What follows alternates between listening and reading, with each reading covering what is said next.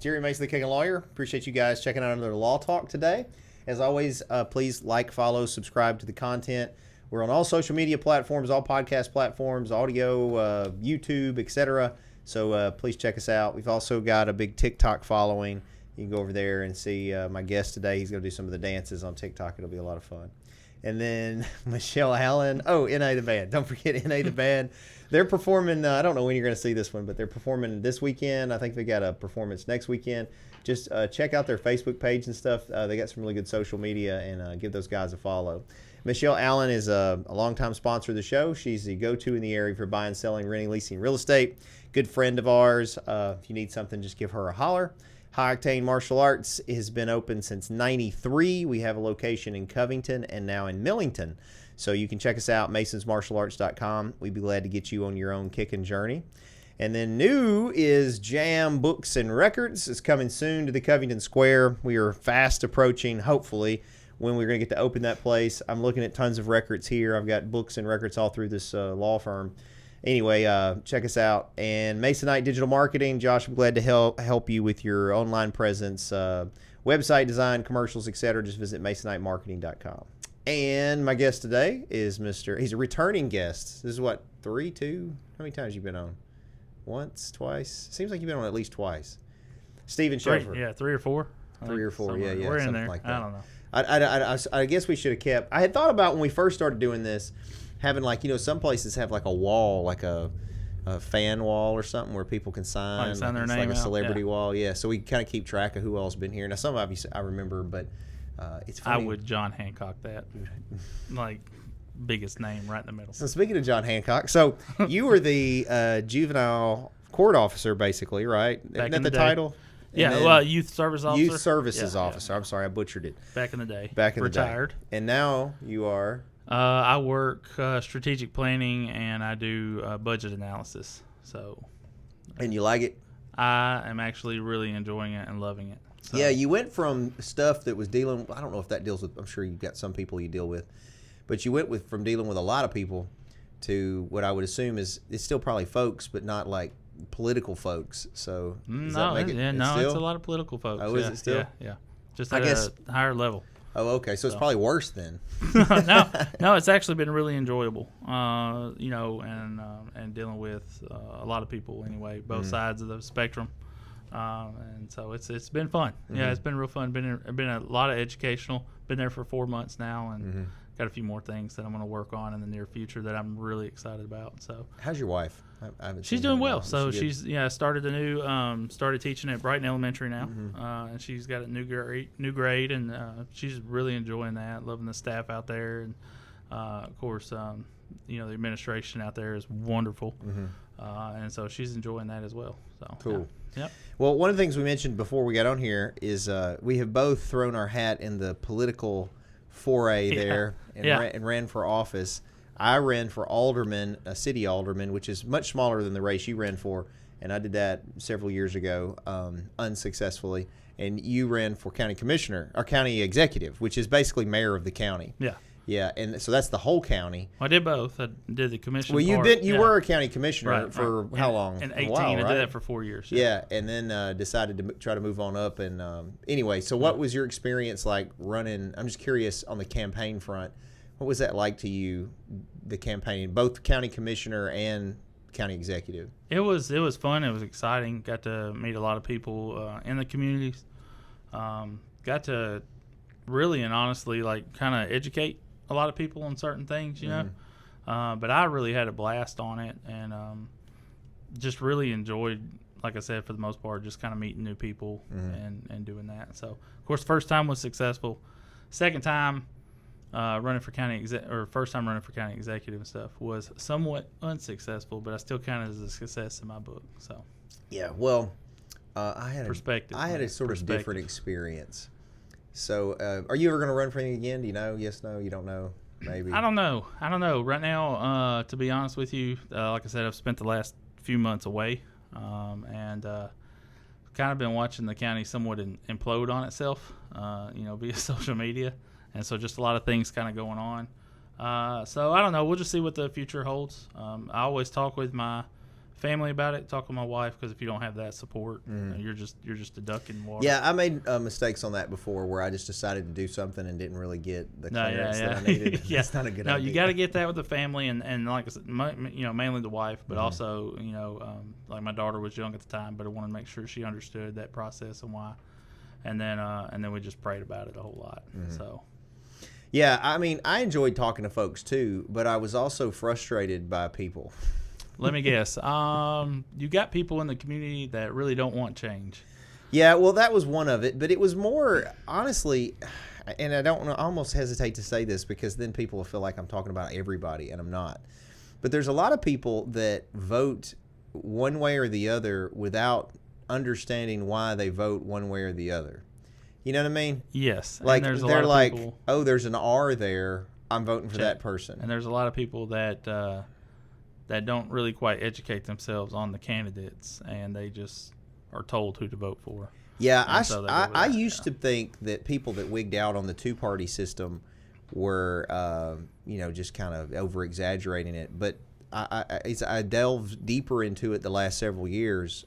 I struggle with the two-party system. It's been an issue since the American Revolution. So, if you look at George Washington's farewell address after his 2 terms of presidency, he specifically warns against that in his farewell address. So, even he identified it back then, was like, y'all might want to be careful with this. Well, I've always voted Republican.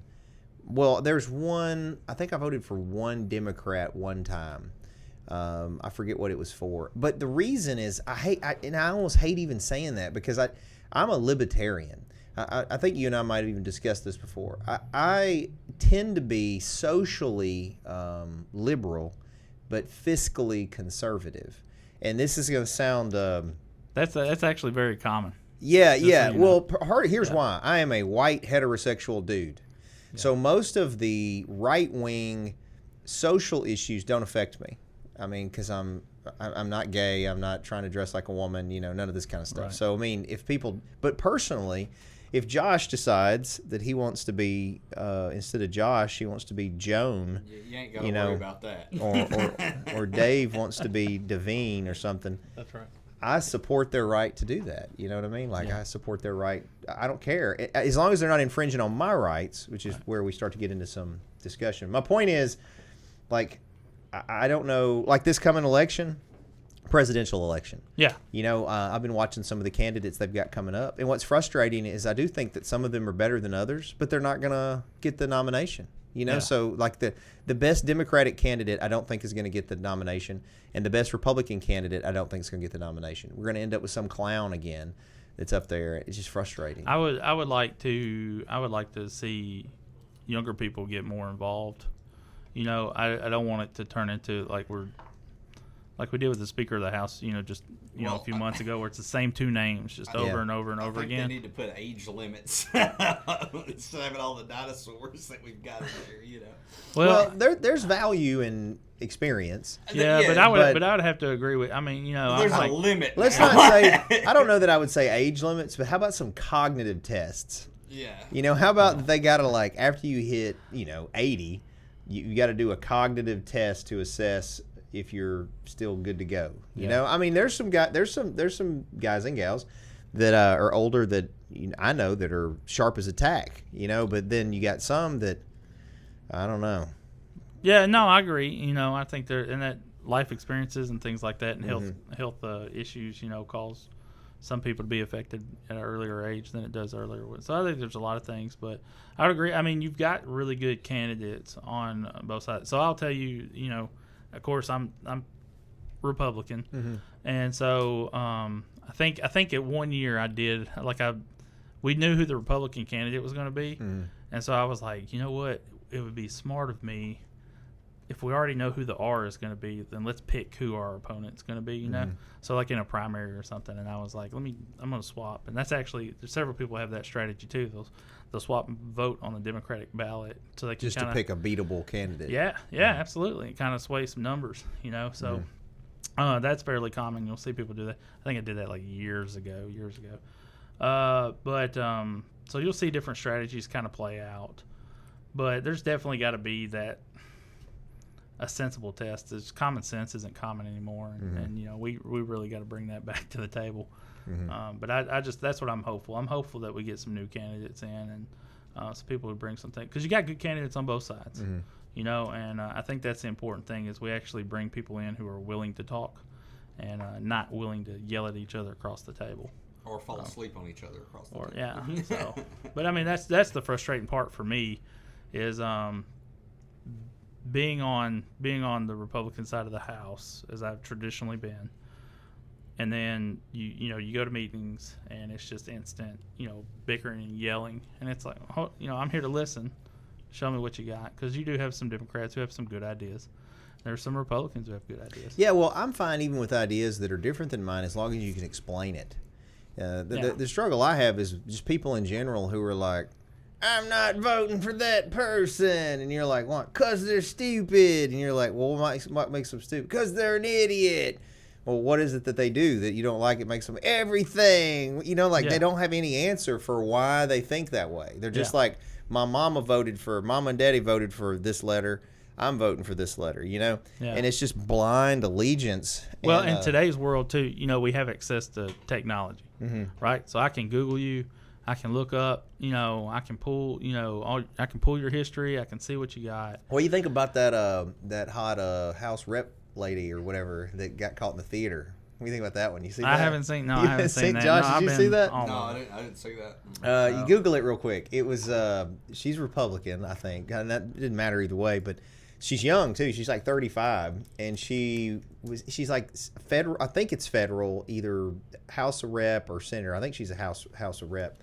Anyway, she went to a theater to see Beetlejuice, the play, and she brings this guy friend with her. And so the first thing that she screws up on, she's vaping and blowing the smoke in this pregnant woman's face. And the pregnant woman is like, the pregnant woman is like, no, don't. And some of this is a little X-rated, Josh. I don't know if you can actually show it, but you can show us. Anyway, that's her.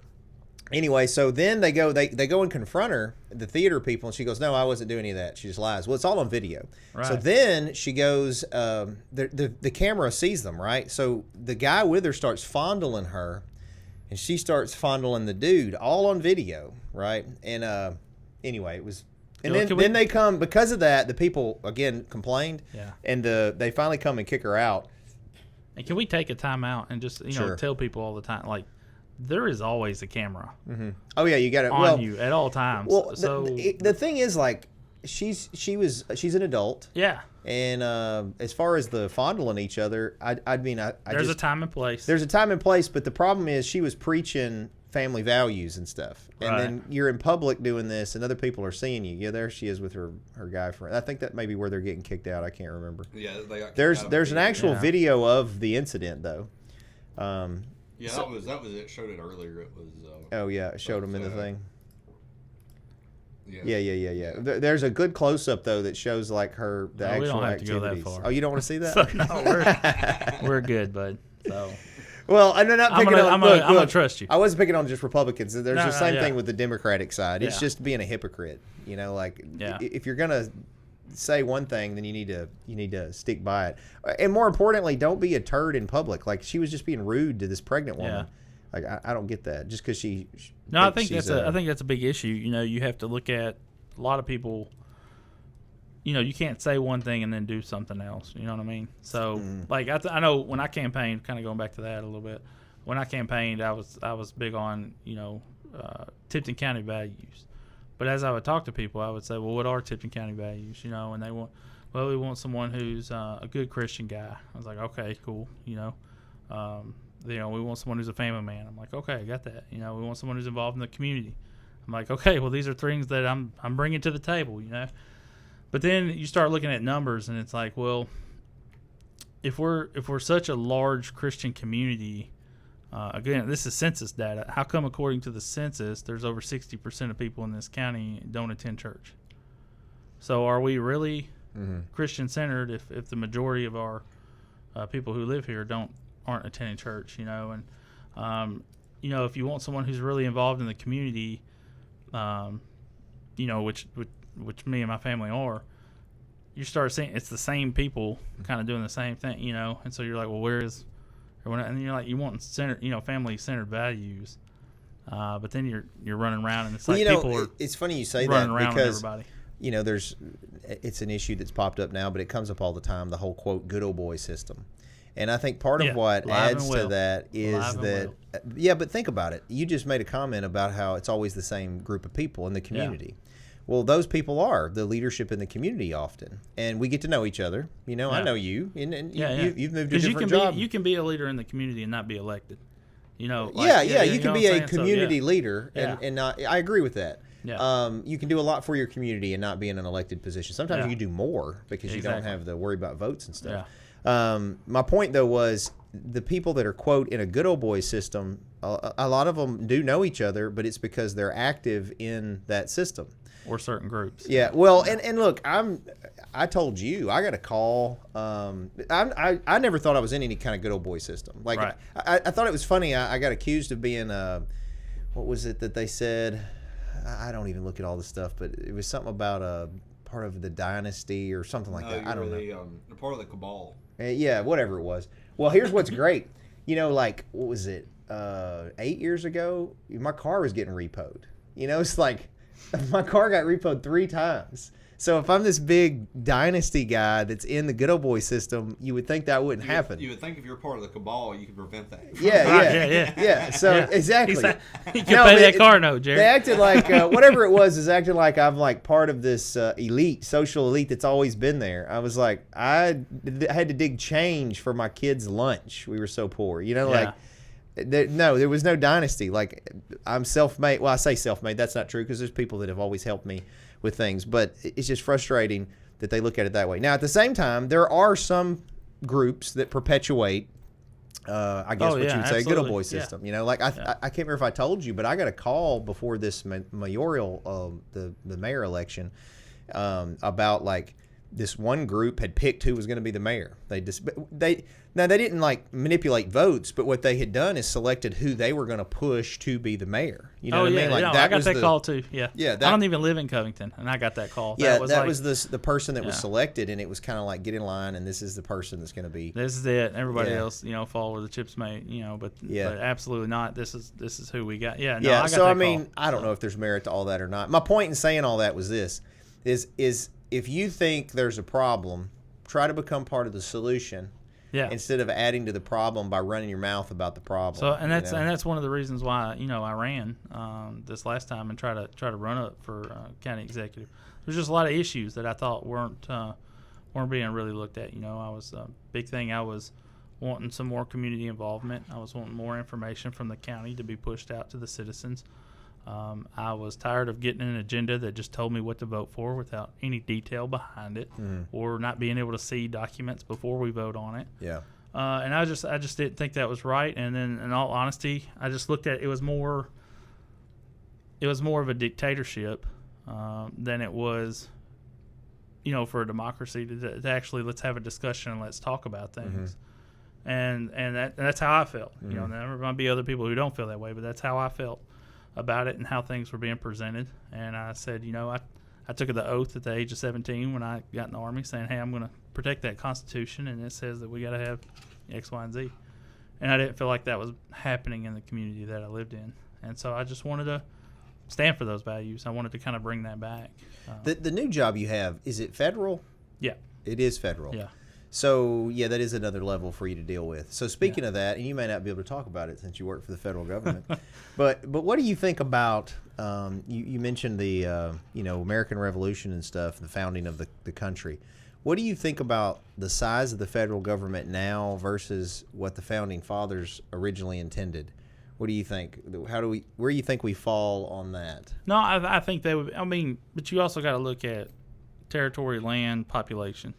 And those have all grown. And when those grow, your government grows. So I think they would be astonished at just everything that our government does. I think there's going to be some issues. They're going to say, "Oh, we didn't want that," But you're also looking at years of difference. Mm-hmm. You go back to that core values though, and what they established, what they actually look at, and how they did. The Declaration of Independence, how they did the Bill of Rights, how they did the Constitution, and the core things that really solidified. And here we are years later, still able to use those things, Mm-hmm. you know. And yeah, there's some things, you know, and of course amendments have been added and things like that and tweaked, and a lot of them for good cause. So I think they would be just in all kind of where we are today. But I couldn't say whether they'd be good or bad, because again, you go back to those, and you got two-party systems kind of getting created, and those values have shifted, and you know, and so I don't know how they would. Well, there's kind of a dual argument on it. Some people, of course, argue the federal government specifically is way, way, way, way, way, way bigger than it was ever intended to be. Like, it was never supposed to own land. It was never supposed to. But that's what those original documents were created, so that you could present that case. Mm-hmm. and have that argument that if there was something, you had the ability to change it. There is an argument now that it's so big, there's no going back to it. You know, it's just become so. What is the largest landowner in the U.S. is the federal government, I think, now. And not to dog on your bosses over there on the federal side, but my interpretation, and I've done extensive study in that period. I got super heavy into it several years ago when my son made the connection that we're directly related to George Mason, who was the George Mason University is named after him and everything. Yeah. So George Mason did not sign the Constitution. He refused to. Correct. He disagreed with it. Yeah, and he even wrote and traveled around speaking on his objections to the Constitution. And interestingly, some of the objections he had have kind of come true now. Some of the things he said might happen. In any event, I got really interested in that period of time. And those cats were afraid of a big government because of the monarchy, because of Britain. Right, but let's look at it, though. There's a lot of misconception with the Founding Fathers. A lot. A lot of people think that our Founding Fathers completely agreed on everything. Yeah, no, I mean, and that is completely not true. Yeah, you can read a ton of disagreements. They actually did a really good job taking what do you call it? I should know. No. So that's where you really can literally go back and read what their the objections were. You can actually read the quotes and read what they said and how they scribed all this information and how they wrote it down, and we can actually go back. It's actually it's one of the most founding moments in world history. That we look at the Revolution. Of course, it started as a civil war. And then it developed. It really turned into a world war when you really look at all the characters that played a role in it, And so, but again, you look at all these things and you think like, okay, well, Thomas Jefferson and George Washington agreed on everything. That's not true. Mm-hmm. John Adams and James Madison agreed on everything. Absolutely not true. Well, didn't you see Hamilton though? I have seen Hamilton. My daughter is a huge Hamilton. She loves it. She's just completely just in love with it.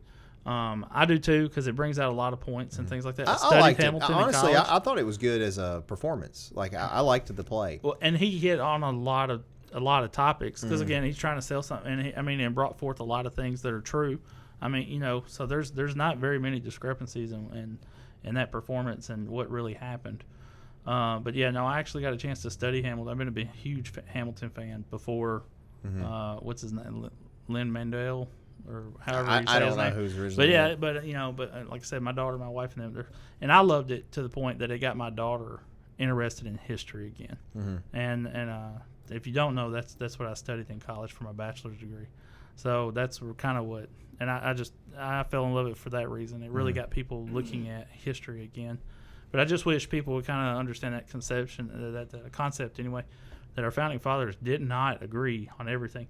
There are a ton of founding fathers who didn't agree with the Constitution, thought it was terrible, thought it was a mess, thought it was just, cannot stand with this, and. Yeah, a lot of them kind of agreed because they thought if they didn't, they thought some of those issues would eventually be worked out later, and they thought it was more important to have the union than not. It's more, and it's made for amendments. It's made to adapt and change. The one argument I was talking about was that the government's just too big is too big. The other argument, though, is kind of like you're talking about, where the documents were set up to be amended and adjust and grow, like that the founding fathers never knew about nuclear weapons. Correct. All right. So you have to have adjustments for They didn't even know about dinosaurs.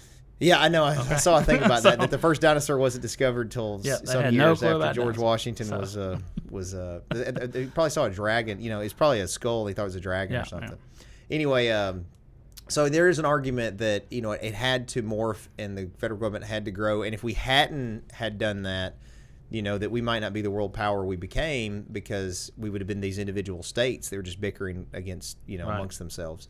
So, I mean, I'm not saying I know which way is right. I do think, though, that based on the founding, they did not intend for the federal government to be as powerful as it is. But I don't know that, like you said, if they looked at it now, if they wouldn't be open to it, but we've come so far on it, it just is what it is. And, I think one of the things that George Mason wanted that's interesting and would probably help nowadays is he originally said he didn't like that there was one president. There was one person in the executive branch. He didn't like any one person having all this power. So what he recommended at the time, and keep in mind these are just the colonies there on the East Coast, he wanted the northern colonies to select a candidate that was the president, the middle colonies, and then the southern colonies. So you'd have three.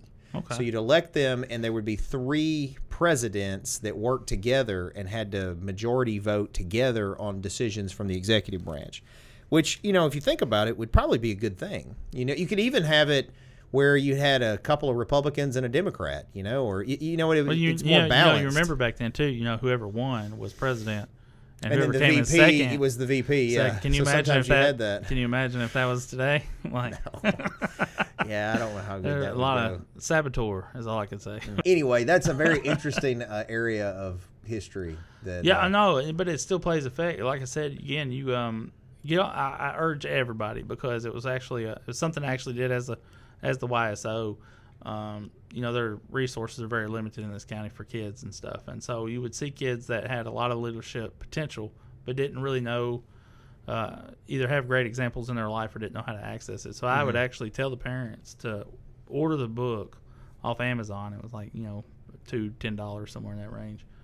And say, get George Washington's farewell address and have them write me a paper on the leadership characteristics of George Washington just based off of that. Yeah. And I would really urge you and anyone listening to this to go back and read that. And I think it would kind of open your eyes that he's warning you about things, in the early 1800s that are happening today. So George Mason was 10 years older than George Washington, and they were neighbors. They grew up together. They were right there deal. beside each other. Yeah. Matter of fact, there's some historians that think that George Washington wasn't really a legal scholar. He was really more of a soldier, and that his legal Let's say he was a good leader. He was a good leader. I'm not saying he wasn't. There's some characteristics. No, I wasn't saying he wasn't. I'm Yeah. saying that a lot of his legal acumen really came from George Mason. Yeah. There's even arguments like the Virginia Bill of it's either the Bill of Rights or their Constitution. Their Constitution was the basis for the U.S. Constitution, or it may have been the Declaration of Independence. I think I'm getting them confused. But if you look at it, Thomas Jefferson gets credit for it, but it is literally verbatim what George Mason wrote. He just took it and changed the stuff. So my point is, because I studied George Mason, So that would be the Declaration then, if you're talking about Jefferson. Maybe it was, yeah. Anyway, George Mason, they had a big falling out. They were friends forever. And then when the U.S. when the Americans won and started to draft the Constitution, and he got in all these disagreements, one of the main points he disagreed on was having George Washington be the president. And most of them were all about him. It was like they wanted him to be a king, remember? No, because, you got to think about it, though, too. Washington, back in the days, I want to say he's like 6'2", 6'3", 6'4". He's 6 foot. And the average height back then was like below 5'10", So, when he walks into a room, like he's commanding. Big stature, broad shoulders, walks in the room. Yeah, he's gonna get that commanding authority. Yeah, so George Mason didn't like the single president thing, and he didn't want Washington. He wouldn't sign off on it, and they got into it about it. And so they ended up the friendship was destroyed. Like that's wise because he wouldn't support him, and they had been like best buddies up till then. Yeah. There was actually a point too in the Revolution where some people on Congress were kind of wanting Washington out from leading the army and stuff like that. So there were some plays and some people put in positions. Oh, they were just like us. I think they're figuring things out. So I'm sure there was jockeying for position and people trying to get power and all the same thing as you deal with. Same stuff you see today. Yeah. So we got very blessed though that it came out the way it did, I guess, at least in the beginning. Another thing George Mason objected to was not addressing slavery. He literally wrote that if they didn't address slavery, and I want to say he said within 100 years there would be a civil war. He So I'll tell you this. said it had to be addressed. But if you look at it, so first you got to kind of understand Thomas Jefferson. I don't know how we got into this history talk. Hey, side note, you can say that, but I think you'll find this interesting. Yeah. George Mason, when he said there should be no slavery, was the second largest slave owner in the country. Okay, so Thomas Jefferson is a walking contradiction to himself because he actually wrote that, a segment about slavery, and that was omitted out of it, and then people were kind of like, well, how are you going to be, because slavery's been an issue even before the revolution started. Oh, sure. Everybody focuses on the Civil War period there on America. No, it was slavery, it was a hot topic when we started the country. There's been slavery for thousands of years. Yeah, I mean, basically since mankind's been in existence, they've had slavery. Egyptians, like I said, essentially doesn't make it any more right. Right. But yeah, I mean, it's existed a long time. Still happening today. Yeah, we got more arguably slaves more today. so now than they ever had then. Yeah. We statistically got more slaves today than we had back then. Yeah. But, Speaking of that, not to change subjects, but you probably know something on this I don't, because I honestly don't know a lot about it. Yeah. The whole kid trafficking thing.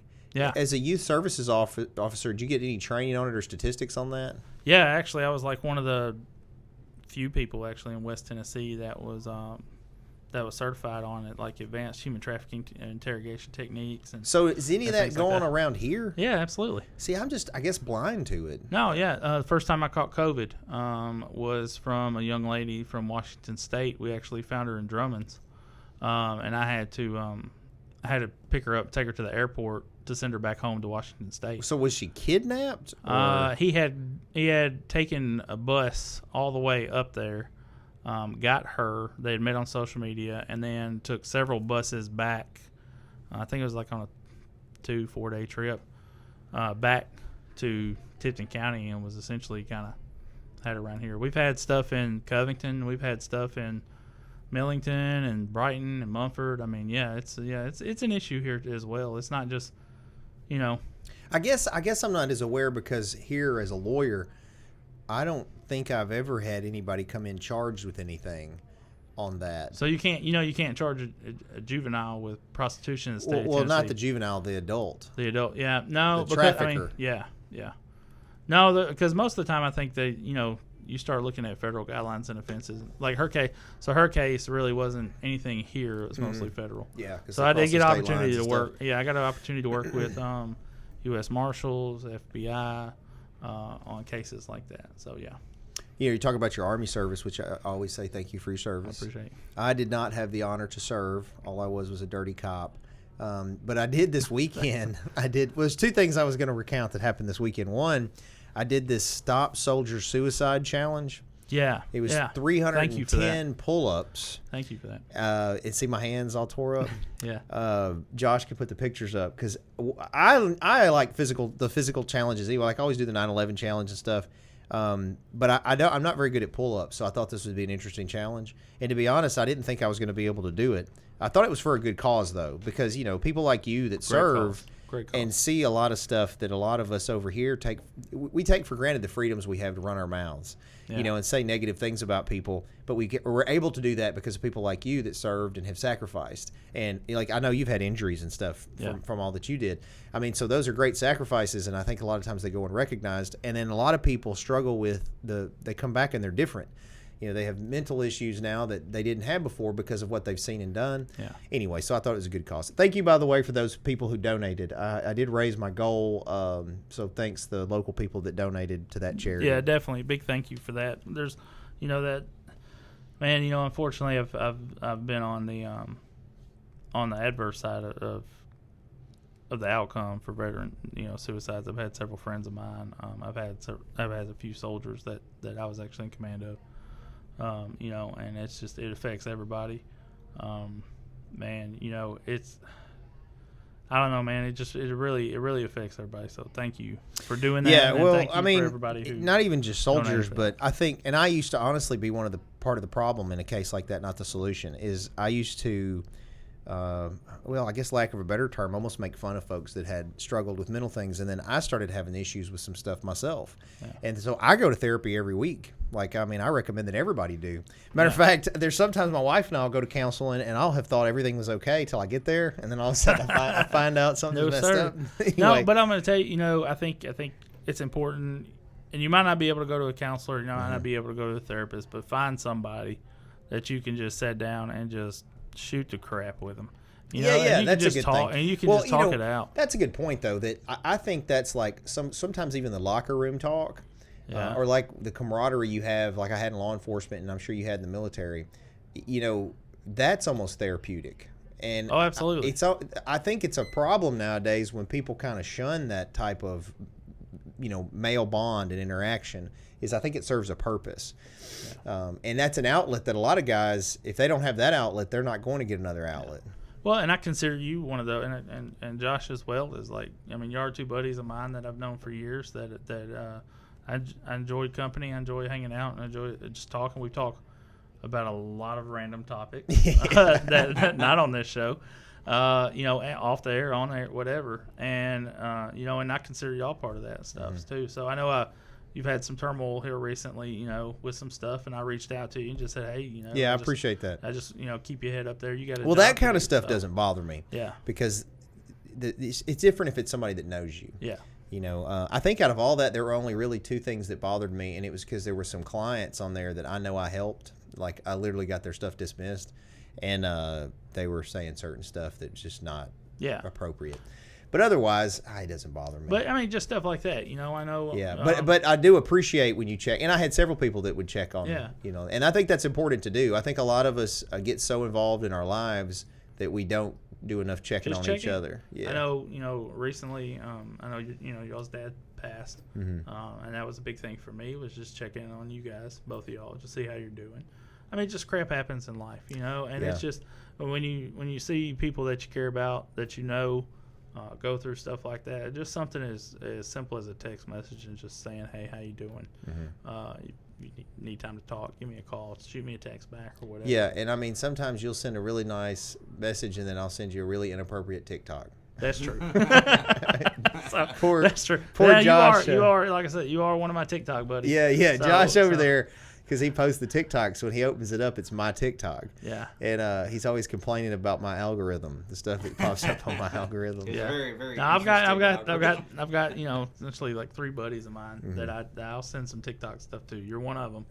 And then of course I send Josh a few things too from time to time. No, you are one of my three TikTok where I'm like, hey, this is kind of funny. Nice. Yeah, I got you. It's on my. You know who it is because they're right there on the list. They're right there on the. Yeah. It's like, there's my top one. Boom. Josh, how's your mouth? I just realized that I hadn't checked on you. I feel like I had a stroke. He went to the dentist earlier. Yeah, that's what he was telling me. And they deadened his whole face. Yeah, I had to have a feeling, like the first feeling I've had done in 20 years. So if he's going to take a punch, this is the time to do it. Oh yeah, actually, you're right. Yeah. You're right. You hit me on the right side of my face, I won't feel it at all. You're talking about getting hit in the face. So I think I told you about this, Josh. Tuesday was my last day at the restaurant. Okay, so I did trivia that night. Okay, I didn't know that. Typically, what I do is on Tuesdays I do the podcast, right? Yeah. Do it live, and then I leave as quick as I can to get there because the trivia would start at 6:30, and I would try to eat real quick before the trivia started, so I didn't have to try to eat during the night doing the trivia because it's hard. Anyway, so I get there. I don't know, 45 minutes early or something, and managed to get a steak, and I'd just eaten the steak. So I'm sitting there at the little the stage eating the steak, and all of a sudden I notice this dude comes staggering over. Well, there's a chair by me because usually my wife helps me. She does the math and stuff, but she wasn't there, so the chair's open. So this guy sits down by me, and I'm talking about it's like right here. Like he's like right up against me, right up on me. And I'm trying to eat this steak. Like I'm literally cutting it to eat, and this guy's leaned up on me, and clearly intoxicated. And so he goes... he says, I want a steak. And I'm like, well, they'll hook you up, man. I saw you was at the bar. You can go order you a steak, and Coates will take care of you. And he's like, no, I want your steak. And I was like, well, I said, I'm really hungry. I'm not going to fly. I'm going to eat my steak. So I said, just go on to the bar and they'll order you a steak. And he was like, I think I'm going to take your steak. And so then I got tickled. And it's funny because the boys in the restaurant were watching. Yeah. And my son, especially Jude, was watching, and then I was also aware they were watching, so I was trying to not do, like 20 years ago, this would have gone differently with me if this had happened. And so I go, listen, sir, I said, I don't want any trouble. Why don't you just go back to the bar and, get you a steak, and it's all good. I said, but if you go up there, I said, I don't need you harassing any of the other patrons, okay? I said, if you're going to be here, you got to act right. So then he pulls his shirt up right beside me and shows me this tattoo on his arm, and he says, you see this? And he goes, I'm a bandito. He said, I'm a 1%er. And I said, well, look, I'm going to go and tell you something. I was laughing at this point. I said, in all the bars, in all the world, in all the people, for you to come up and try to take a steak from, I'm not the guy, man. I said, I'm not the guy. And I said, and if you're a bandito and they all come in, you might have a chance. I said, then you might have a chance. I said, but right now, the best thing for you to do is just go. Right. And so he starts to kind of get up and sort of stagger. And again, one more time, I said, listen, man, if you get up there, because I could tell maybe he didn't need to be in here, or maybe I didn't get served. I was like, don't harass the patrons. Anyway, so then I asked Coates, I was like, how much has he had to drink? Because this guy seemed really intoxicated. He said, he only had 2 drinks. Like, that's it. And he said, he seemed a little different, but not really drunk when he got here. So I don't know if he's on the way up or what, but he's definitely struggling. So then he gets to the bar, and he leans up against this regular that comes there, and same thing, leaning on against him. And I'm like, that's it. So I go up to him, and I'm like, look, man, you got to go. Like, you got to go. You can't stay. I can't have you harassing the patrons. You got to go. And so I'm kind of trying to get him to walk out. I'm trying to be nice. And again, those boys are watching me, right? Because the old me would have quickly bounced his head off the pavement. I would have made sure he's forcibly removed, enjoyed it, and had been fine. Yeah, but did you get older, you realize that hurts. Not just them, but yeah, you. Well, what is the bragging right of whooping some drunk guy, some old? Exactly, you know what I mean? Exactly. Like there's no victory in that. So you got to put the arm around the shoulder. I get him. On, man, I got him to the door. He was good till we got to the door, and then he actually started. It looked like he was going to try to bow up, and I just looked at him and I was like, "Listen, man," I said, "It's not the time. You really just need to go. Just go." And I hope you have a good day. And so he went ahead and went on. Okay. But the boys, it was so funny because they were. They're teenagers, and they're over there like thinking this dude's ready to go. Yeah, he finna get whooped. And then there was one old guy that's always in there. He's actually my cousin, and he was like, "I had you back, Jerry. I had my steak knife ready if something happened." Anyway, nobody got hit, but he's talking about hitting him in the face. It made me think about that because this guy was all up on me. Well, maybe he just liked the smell of my steak. I don't know. He liked my steak is what he liked. Yeah. So it is good steak. He didn't get it. Yeah, no, I love him. Yeah. I love him. It's my favorite steak. So I just hope it stays that way. Yeah. So I'm sure it will. Good times. Sure. Yeah. Well, I mean, part of why Brian and I left is because we think it's at a good spot. It's in a really good spot. It's running well. It's been running almost 2 years now. So I think long already? Yeah, it was technically founded in November of 21. We didn't open till the end of January. I was about to say, 22. I knew it was a few months. It was colder weather. Yeah, so technically January would be 2 years that it's open, but really November is officially when it's been 2 years. So in any event, it was definitely a good learning experience. Yeah, good. Well, I'm glad though. I know you're going to spend more time at home. I know recently, going back to TikTok, your wife had asked you a question about how often do you think of the Roman Empire? Oh, yeah. I saw that. So, which caused my wife to ask me that question. Okay. What was your response? Daily. Yeah. So that apparently it's a running joke. I didn't know when she was asking me this was like some viral thing. I didn't either until she was recording me. I'm driving and I could feel the phone on me and I look over and she asked me and I go, why would you ask that? And then I was like, well, I guess actually I think about it a lot. But how often do you think about the Roman Empire, Josh? Almost every day. Yeah. Yeah. Apparently it's a guy thing. Well, like I said, I'm a big history buff, and like one of my favorite countries is Egypt, and so there's a lot of influence. My wife likes Egypt too. Yeah, there's a lot of influence, Egyptian and Roman and stuff. Mm-hmm. I probably think more about the Spartans than I do the Roman Empire. Like I'll ask you this question, see if you or Josh know this. So we know Julius Caesar gets stabbed to death, right? Mm-hmm. So where was Cleopatra when that happened? I don't know. You don't know? Mm-mm. Josh, you know? Yeah, I don't know either. She was across the street. Oh, really? She's across the street when it happened. I didn't know that. Yeah. Got to see his body and everything on the steps. Wow. So see, that's what I'm saying. That's how closely connected all that. I just finished reading a book called The Art of Seduction by Robert Greene. He's the one that did the 48 Laws of Power, Rules of Power, or whatever. Yeah. He does several of those books, and this was another one of them. And I didn't read it to seduce, but there's a lot of sales tactics in a lot of those books, but it has a whole section on Cleopatra and how she used different seductive powers to her benefit. Extremely intelligent. Yeah. In other words, it was not just a pretty face. She used her. It was an asset she had. Yeah. That she It was used so bad that manipulate. the Roman public actually thought she was a witch because she had actually Almost enchanted she them. had enchanted and seduced two very political and powerful and military leaders within an extremely short amount of time in the Roman Empire. And then they were starting to see all this Egyptian influence kind of coming in. So they considered her a witch for an extended period of time. Yeah, Madeline likes the Egyptian stuff because she thinks they're all it's like aliens helped them and stuff. I don't know. With the pyramids, yeah. So there's a new pyramid. They kind of discovered a new pyramid within the last year or two. Yeah, they found a new tomb too. Did you see the new tomb they found? So I'm kind of excited about that and see what happens with that. Well, let me ask you about that, and then we'll start tying it up. We're working on an hour. What do you think about all the alien stuff? Are you talking about with the was it the Mexican Congress? No. I think they found out that was cake, wasn't it? Didn't they? Yeah. They X-rayed them and they found out that it was bones inside, but the bones were in the wrong order and twisted around like somebody. Lord. I'm talking about the federal government having the hearing, which I think a lot of people are confused. The UAP hearings they had, the people that were the whistleblowers and gave these testimonies were not actually acting as agents of the government. Now, they had been agents of the government, but they were testifying in their individual capacities about things they'd seen or experienced. So it wasn't really the government admitting that there are UFOs. It was these whistleblowers describing their experiences. However, it's pretty compelling that there's something going on. It's unidentified. I don't know.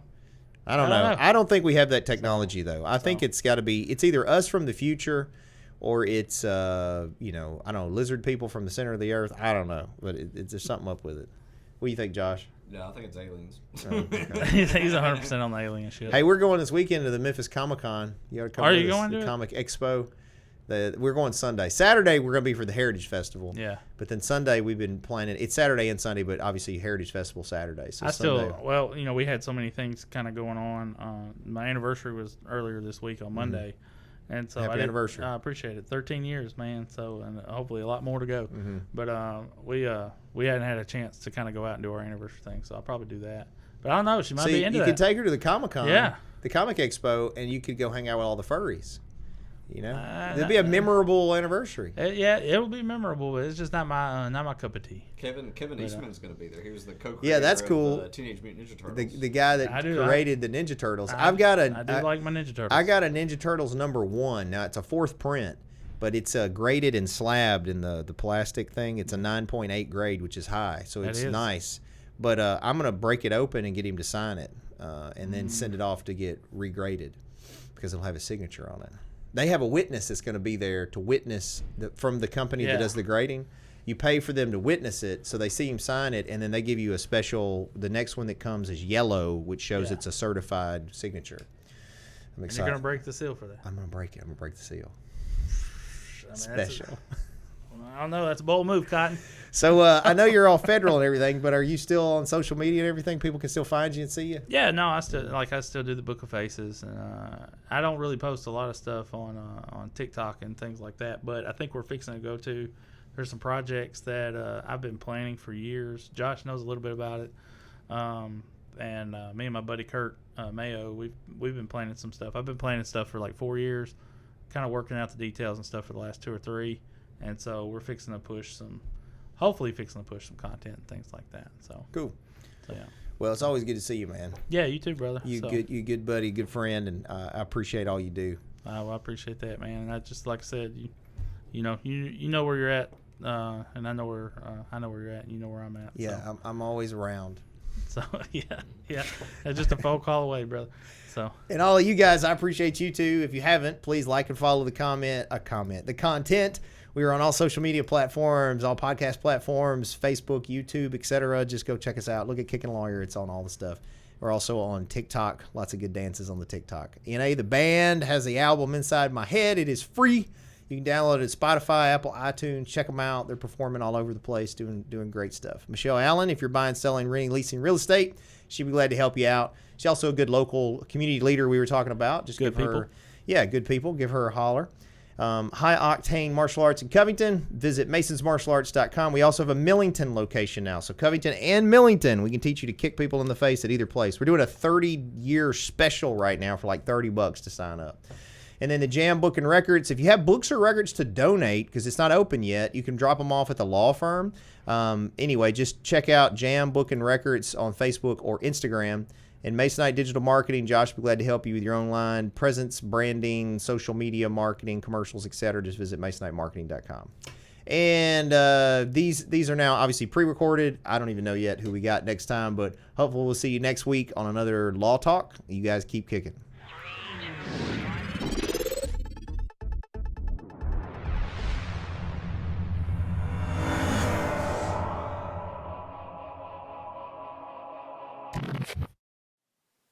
Thanks for watching, guys. Just remember that this is not legal advice or investment advice or business advice. This is for fun and entertainment purposes only.